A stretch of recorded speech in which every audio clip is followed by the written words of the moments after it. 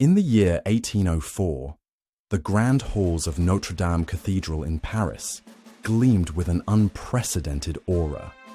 Napoleon Bonaparte, clutching his new imperial mantle, stood poised to crown himself emperor, not waiting for the hands of the Pope. This act of self-coronation was both symbolic and paradoxical. It marked the pinnacle of his autonomy, yet also underscored an invisible captivity. The man who craved absolute power was setting his own shackles. Europe was teetering on the edge of transformation.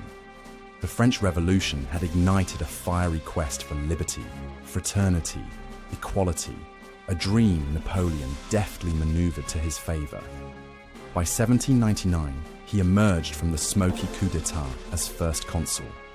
Yet, for all his democratic origins, Napoleon's ambitions did not rest within the confines of republicanism. Nestled in the shadows of his conquests, a series of seemingly trivial decisions and overlooked traits began weaving the downfall. Napoleon's administrative genius and knack for military strategy were undeniable, but so too was his relentless thirst for control. He centralized power, enacting the Napoleonic Code, a civil law system that would revolutionize governance. However, simultaneously, he curbed freedom of speech, muzzling dissent. As the empire's borders stretched, so too did the risks. His 1806 creation of the Continental System, a blockade intended to smother Britain economically, betrayed undercurrents of hubris. It disrupted European economies, breeding resentment and discontent amongst allies and neutral nations. The seeds planted by his own hands began bearing bitter fruit. By 1812, Napoleon's ambition reached its zenith, or perhaps nadir, with the ill-fated Russian campaign.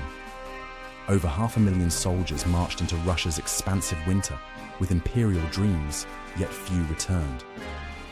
The Russian winter, biting, merciless, was a foe his military genius could not outmaneuver. This retreat shattered an aura of invincibility that had once cloaked his reign. The unraveling quickened. The Sixth Coalition sensed vulnerability and mobilized.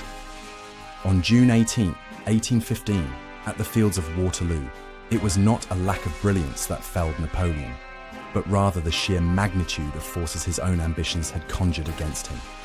Exhausted troops, divided strategic aims, and the entrance of the Prussian army under Marshal Blücher spelled the end. Napoleon's abdication soon followed, retreating into exile on the island of St. Helena, a solitary cage befitting a once unbridled spirit. The aftermath of his reign left Europe scarred, yet irrevocably altered. His legal reforms persevered, nodding to the dichotomy of his legacy. Today, Napoleon's life compels us to ponder the dual-edged nature of ambition. Absolute power, as it turns out, can become the very chains that bind would-be revolutionaries.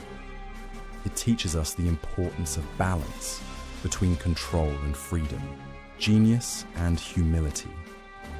As we forge ahead in our own modern sovereignties, perhaps it is now apt to wonder, are the chains of our own making similarly invisible?